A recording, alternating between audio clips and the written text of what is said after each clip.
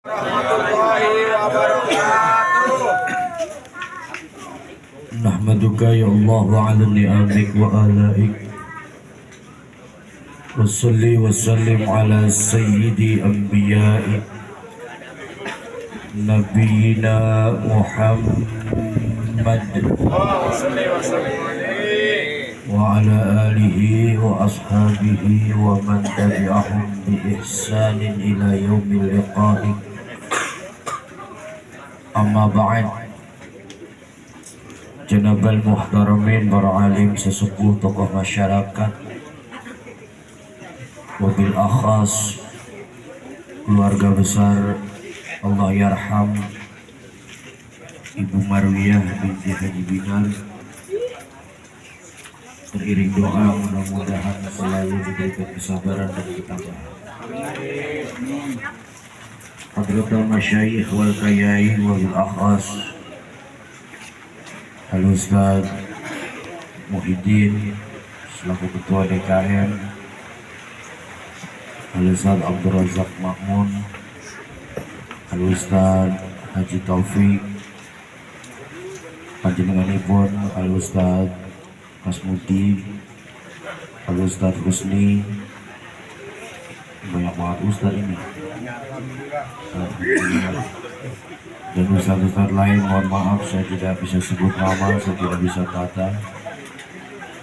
Para orang tua, tokoh masyarakat, aparatur sipil pemerintah, majelis takziah, hadirin wal hadirat, sadati wa sayyidati wa jumalai wa banati ayyuhal hudur, yang insyaallah kehadiran kita semua diiringi dengan ridho Allah Subhanahu wa ta'ala.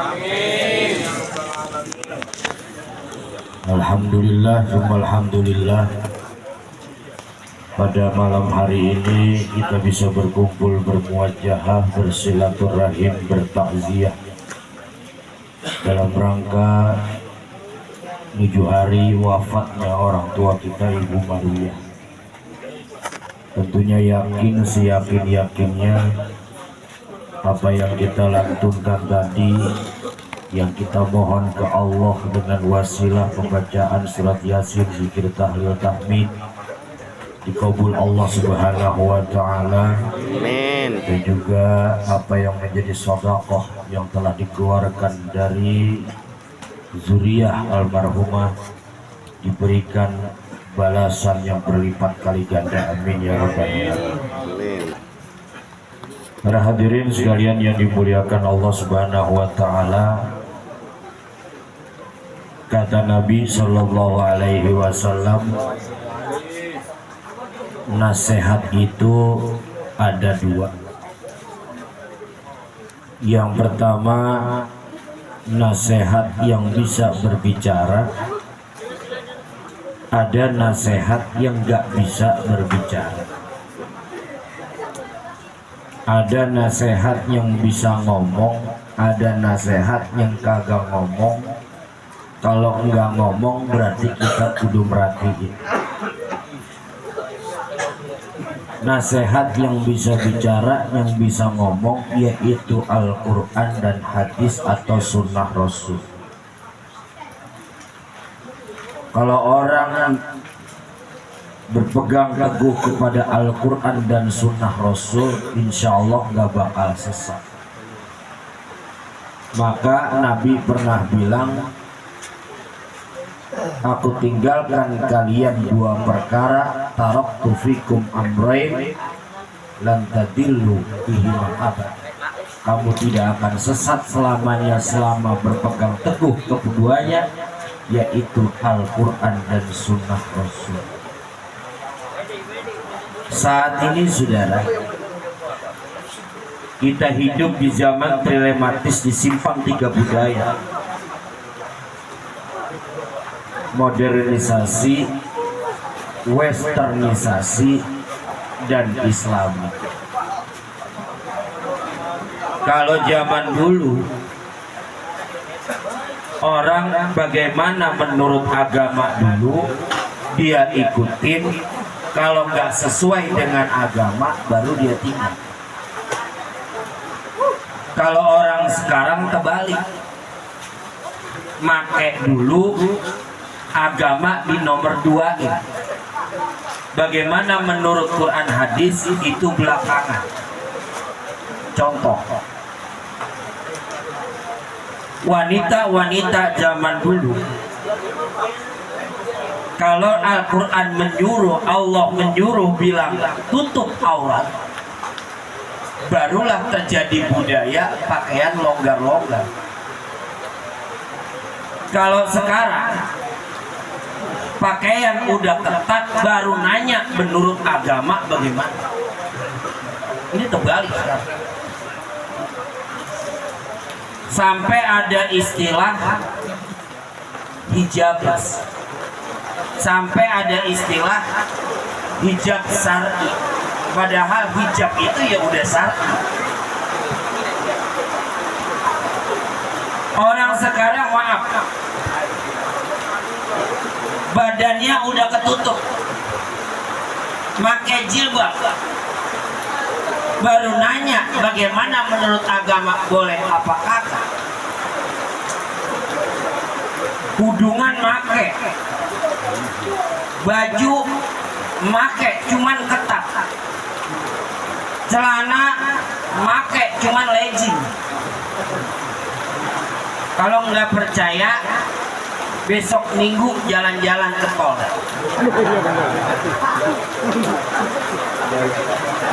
Yang punya parkiran. Banyak perempuan pakai jilbab, baju pakai tapi ketat, celana pakai legging. Maaf bahasa saya, sampai kancut kepok. Kalau di aru-aru bahasa saya, kok nggak boleh pakai baju itu. Apa kata dia? Kan yang penting udah nutup aurat. Padahal menutup aurat kategorinya 3. Kalau orang mau kembali ke Quran, yang pertama menutup, yang kedua tidak membentuk, yang ketiga tidak transparan. Jadi udah make baru nanya. Kalau orang dulu enggak, karena dekat sama Nabi, Nabi meninggal dekat sama sahabat 4, kemudian terus sampai kepada ulama dekat kiai, mereka mendengarkan nasihat yang bisa ngomong, yaitu Quran hadis, mereka pakai. Tuh, tidak. Yang kedua, ada nasihat yang kagak bisa ngomong. Sahabat nanya, Nabi, nanti kalau engkau meninggal dunia, dari mana kami dengerin ayat-ayat Allah? Dari mana lagi kami dengerin pesan-pesan nasihat? Sedangkan engkau udah meninggal dunia. Kata Nabi, ada nasihat yang kagak bisa ngomong. Apaan? Kematian. Maka sampai dikatakan kafa bil mauti wa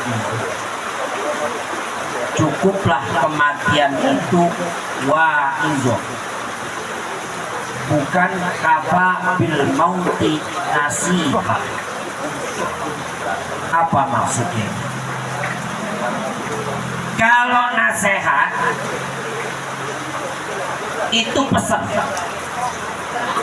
tapi kalau wa'izo itu nasihat yang preventif, yang mencegah kepada kekufuran.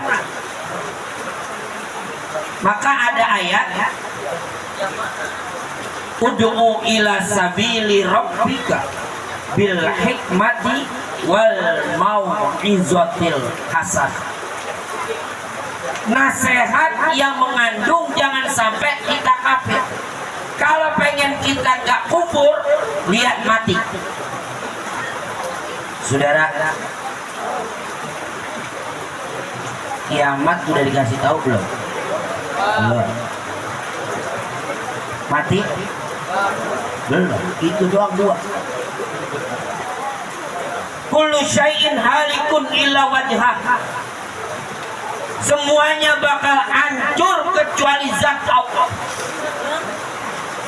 Hewan mati, binatang mati, malaikat gimana sih? Hewan, binatang, hewan binatang itu juga ya. Tumbuhan mati, malaikat mati lah. Malaikat mati cuman ada malaikat yang paling belakangan matinya. Malaikat siapa? Malaikat maut. Cuma paling belakangan dia mau matinya. Udah matiin orang-orang baru dia mati dewek-dewek. Kullu syai'in halikun, semuanya bakal hancur, semuanya bakal mati. Illa wajhah, kecuali zat Allah. Makanya dulu pernah Kiai Said Akhir Siraj itu ceramah begini, di Quran nggak ada sifat wujud. Emang benar. Cuman mohon maaf, karena sekarang ini zaman sosmed, itu ceramah diupload di YouTube, yang nonton YouTube sembarangan aja. Mestinya kalau ngajinya sama orang sekelas beliau, ini orang yang punya dasar. Bapak Ibu, andai kata kita nggak ada yang mendirikan paham ahlu sunnah wal jamaah, Imam Abu Musa Al-Asy'ari, nggak bisa kita kenal sifat wujud. Apalagi orang Ciganjur sini, yang dulu kalau ngaji lekar abis deres pasti ngapalin sifat 20. Oh, sekarang masih ada begitu? Udah jarang ya?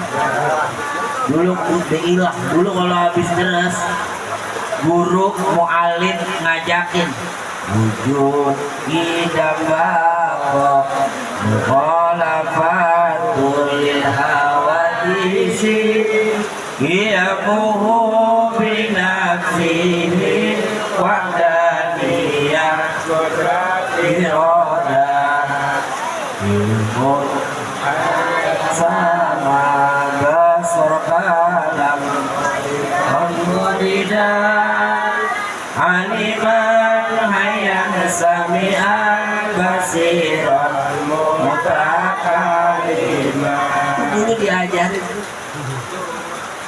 Makanya orang dulu sini ngaji lekarnya saya tahu banget, buktinya mana? Pada pokok. Makanya wujud tidak bako. Tuh kan ada bakonya.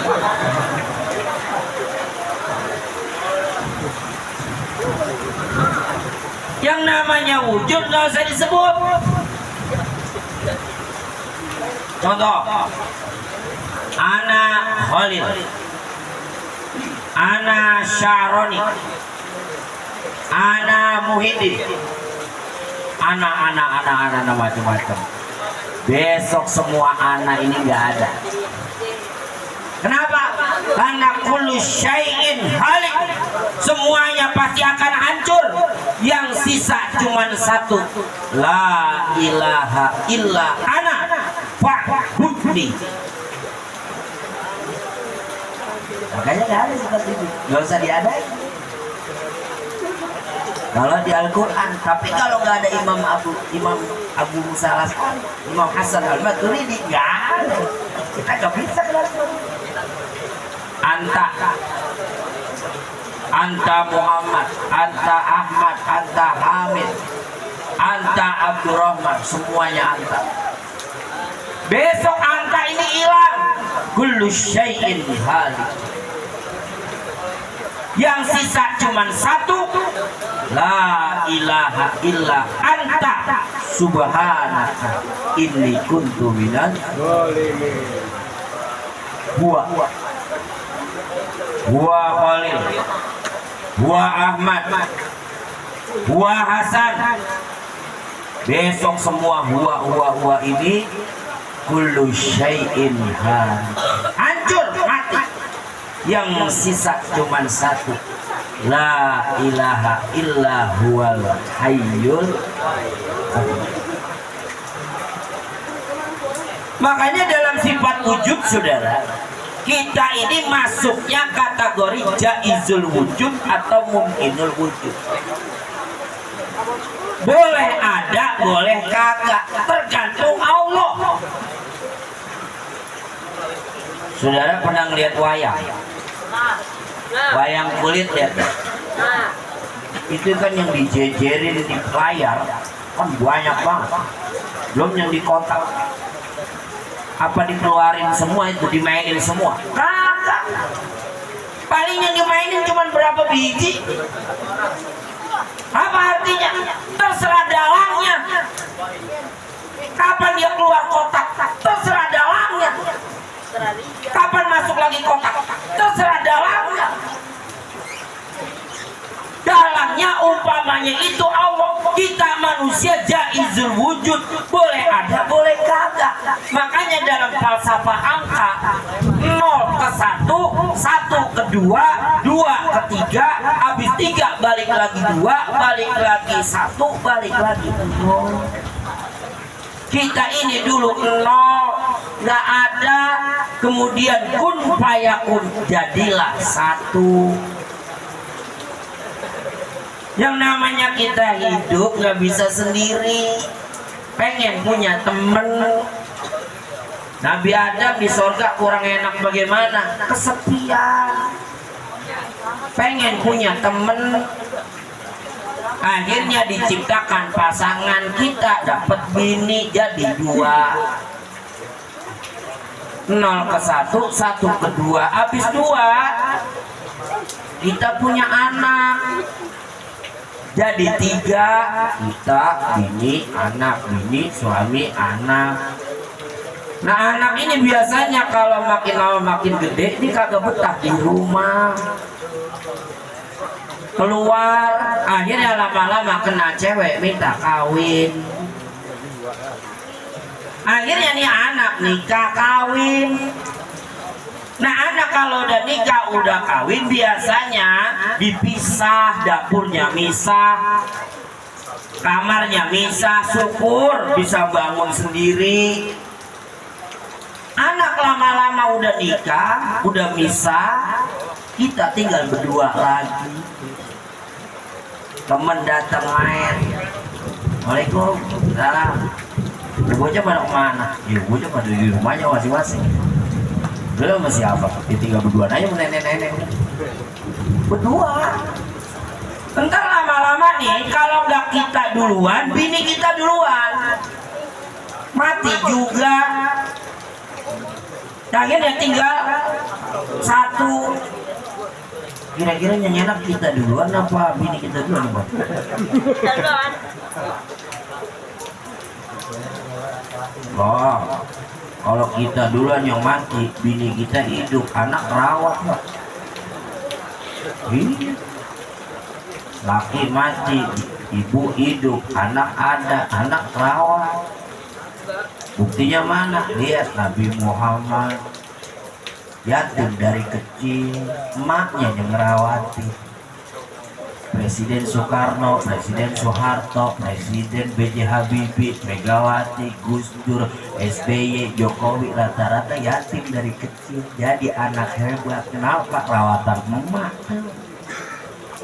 Hanya kalau laki mati, emak ada, anak rawat. Tapi kalau emak mati, bapak ada, anak ada, kagak rawat ya anak. Orang nyari janda lagi. Emak.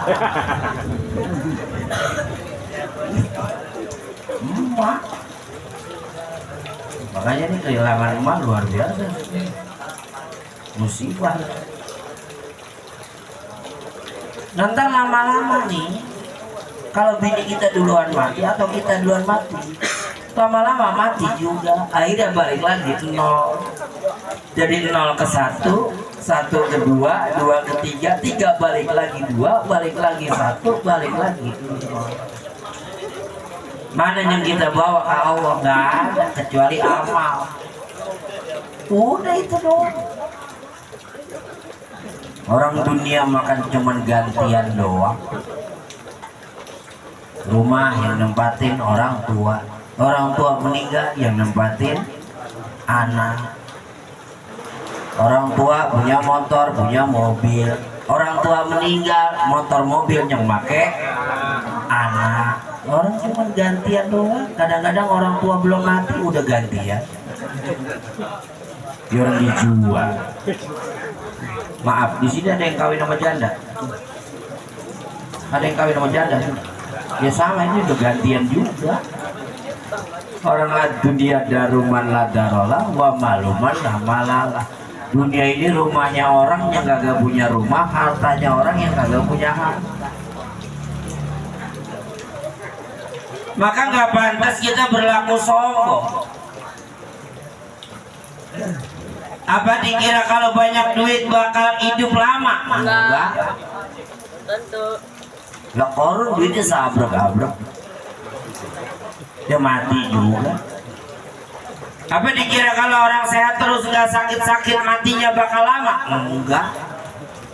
Lah Fir'aun ngaku Tuhan gara-gara apa emang? Kagak pernah sakit 40 tahun. Jika aja kagak coba. Fir'aun tuh ngaku Tuhan gara-gara kagak sakit 40 tahun. Lah kita kadang-kadang sebulan sekali pilek. Kena hujan dikit pilek. Jalan baru bentaran pada rentek. Akhirnya mati juga tuh Fir'aun. Apa kalau cuma harta banyak bakal bikin kekal? Kagak. Apa kalau misalnya ilmu tinggi juga nggak bikin mati? Kagak. Biar kata umurnya panjang, tetap aja bakal mati. Saya pernah nemuin Pak Kiai, umurnya 135 tahun. Namanya Kiai Bukhari Muslim, daerah Ngaglik, Kabupaten Tuban. Itu dekat daerah Asmoro Konti. Kalau orang tasawuf itu nggak tahu sejarahnya dari mana, As-Samarqandi. Tapi disebut orang Jawa Asmoro Konti. Itu Kiai Bukhari Muslim, umurnya 135 tahun. Pernah sowan ke sono, Pak Kiai umurnya berapa? Namanya orang udah tua, ngomongnya pelan. 135. Resepnya apa Pak Kiai? Simpel, ada 3. Ini insya Allah semua kena semua. Apa? Yang pertama, jangan banyak-banyak utang. Wow, susah. Ya saya, ya Ustadz aja kredit motor, bagaimana yang lain? Susah ini. Sebab orang kalau banyak utang itu jadi banyak pikiran. Kalau banyak pikiran, apa kata Ibnu Sina? Al-waham nisbudda. Gelisah, takut ditagih, itu sebagian dari penyakit. Makanya lagi zaman COVID kemarin, emang kenapa sih angka COVID itu naik? Sebab banyak orang bete. Jangan-jangan gua kena nih, ya kena beneran. Al-waham nisbudda. Gelisah, bete itu kebanyakan penyakit. Makanya alhamdulillah tradisi orang meninggal di sini sampai 7 hari, ntar ketemu 14, ntar ketemu 40, ntar ketemu 100 haul. Ngapain sih nyari seneng kita mah? Inna likulli syai'in sokolatan wa sokolatul qalbi az-zikru. Tiap sesuatu ada bolongannya, dan bolongan hati itu bisa diisi dengan zikir.